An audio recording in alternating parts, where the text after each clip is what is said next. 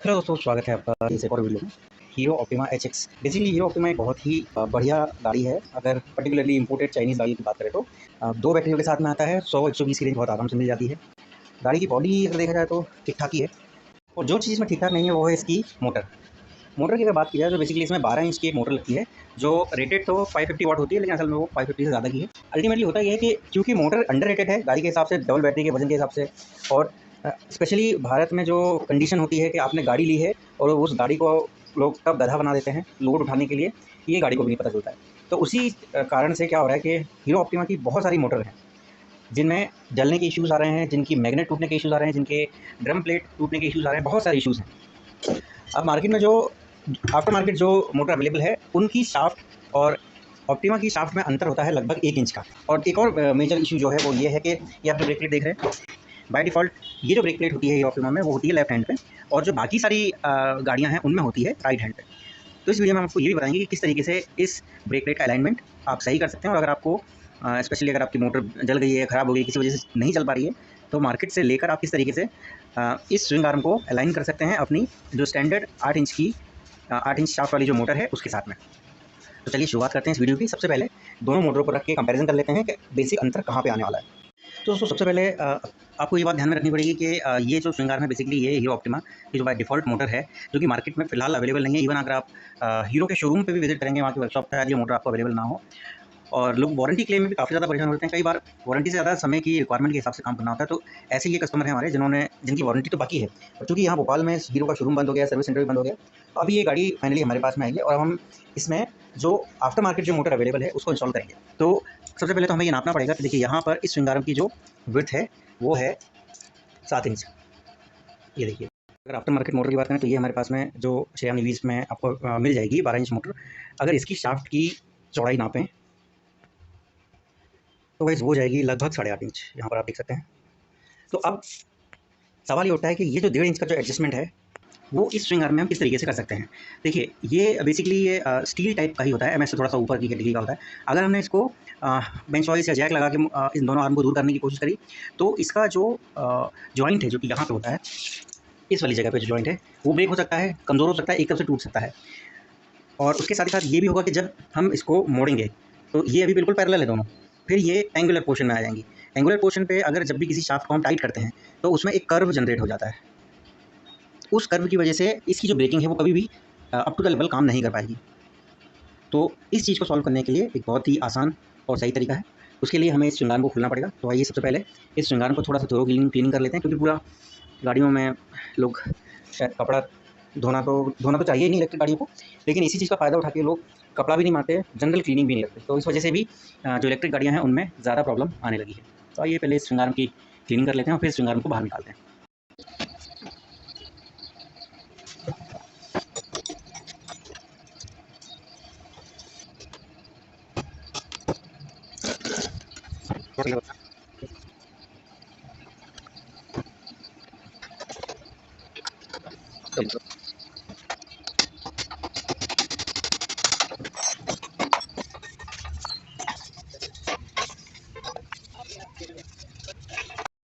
तो भाई श्रृंगार को हमने खोल लिया है और एक जनरल सफाई भी कर ली है। अब इसमें कुछ अल्ट्रेशन करना होता है हमको।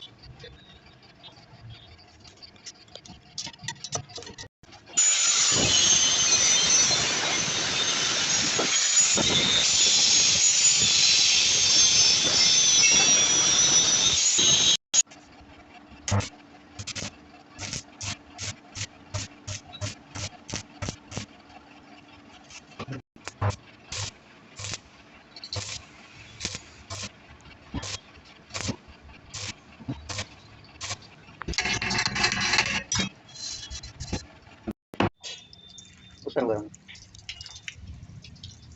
वो निकाल के हमने बाहर की तरफ से कट मारा है, जिससे ये इसकी जो आर्म है बाहर की तरफ आ गई है। लेकिन आप अभी अगर हम इसको नापेंगे तो जो हमको चाहिए ये उससे ज़्यादा है। ये देखिए, अगर इसको अभी अपन देखें तो ये लगभग 9.5 1 इंच ज़्यादा है। तो अभी हमको करना क्या है, और अब आप इसका जो एंगल है वो भी देखिए, ये दोनों आर्म पैरेलल नहीं है। तो इनको पैरेलल करने के लिए अब हमको एक अंदर की तरफ लेना है और उसमें कट मार के इसको वापस अंदर की तरफ लेकर आना है। हमने यहाँ पर अभी स्विंग आर्म को थोड़ा सा बेंड किया है और सेम इसी तरीके से किया है। अब आप देख सकते हैं कि ये जो आफ्टर मार्केट वाली जो मोटर है जिसकी शाफ्ट की स्टैंडर्ड जो लंबाई है वो 8 साढ़े 8 इंच के आसपास होती है, वो भी इसमें आसानी से आ गई है। अब आइए इसके जो टायर, पुराना जो टायर है वो इसमें शिफ्ट करा देते हैं। और ये जो ब्रेक प्लेट की माउंटिंग है, यहाँ पर एक हमको आर्म लगानी पड़ेगी। तो यहाँ पर छेद करना पड़ेगा, उसके लिए हमको इसमें छेद करके आर्म लगा देते हैं। और ब्रेक केबल होल्डर जो है उसके लिए हमें यहाँ से एक वेल्डिंग करनी पड़ेगी, इसी के आगे या थोड़ा पीछे से, ताकि जो ब्रेक केबल है वो इसमें लग जाए और ब्रेक काम करने लगे। और हमने अपनी ये जो 12 इंच वाली मोटर है उसको स्विंग आर्म ऑलमोस्ट पे फिक्स कर लिया है। यहाँ पर ब्रेक प्लेट स्टॉपर के लिए हमने 13 mm का छेद किया है। अब आपको एक चीज़ ये बात ध्यान में रखनी है, सही ब्रेकिंग के लिए ये जो ब्रेक प्लेट स्टॉपर होता है, इसकी जो लेंथ है और इस प्लेट की जो जगह है ये बिल्कुल सिधाई में होनी चाहिए। अगर ये ज़रा भी आगे पीछे होता है तो इससे प्लेट जो है आड़ी टेढ़ी हो जाती है और उसकी वजह से ब्रेक एक्जैक्टली काम नहीं करता है वैसा जैसा करना चाहिए। तो अभी हमने इसको फिक्स कर दिया है, इसको यहाँ पर फिक्स कर देंगे हम नट बोल्ट से। और इसके साथ ही साथ हमें यहाँ पर एक अब जो ब्रेक केबल होल्डर है, ये इस तरीके का कुछ ब्रेक केबल होल्डर होता है जो एक्जैक्टली इसके आगे पीछे ही लगता है यूँ, उससे जो ब्रेक केबल है वो आसानी से चलती है। तो हमें इसको यहाँ पे लगाना पड़ेगा ताकि आसानी से ये नट भी खुल सके। थोड़ा सा कर सकते हैं इतना आगे पीछे, बट ये है कि ज़्यादा अगर लंबा हमने करने की कोशिश करी तो ये डिस्टेंस बढ़ जाएगा और ये बहुत अच्छे से काम नहीं करेगा। ब्रेक केबल में कितना, होल्डर में कितना गैप होना चाहिए उसका अंदाज़ा इस वायर की लंबाई से आप कर सकते हैं। जैसे ये जो है यहाँ से वायर खींचा हुआ है, अब यहाँ से हम टेप से नाप लेंगे। यहाँ पर ये टेप की लंबाई है, ब्रेक प्लेट के साथ में हमें 4 इंच का गैप चाहिए और लगभग 1 इंच का जो कवर है वो इसके साथ में जो लॉकिंग सिस्टम होता है उसको एडजस्ट करने में लग जाता है। कुल मिला के हमारे पास में 3 ही इंच है, तो उस हिसाब से इस जगह से हम 3 इंच के आसपास में ले सकते हैं, यानी कि इसके जस्ट नीचे। तो यहाँ पर हमें इसको माउंट करना पड़ेगा, तो आइए कर लेते हैं।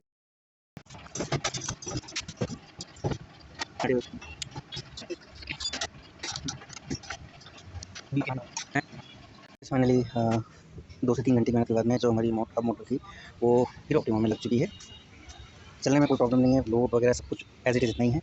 तो अगर आपके पास भी हीरो ऑप्टिमा है जिसकी मोटर में प्रॉब्लम आ गई है तो आप डिस्क्रिप्शन बॉक्स में दिए हुए नंबर पर कॉन्टैक्ट कर सकते हैं और वहाँ से सेम रेटिंग की आफ्टर मार्केट आप मोटर परचेस कर सकते हैं।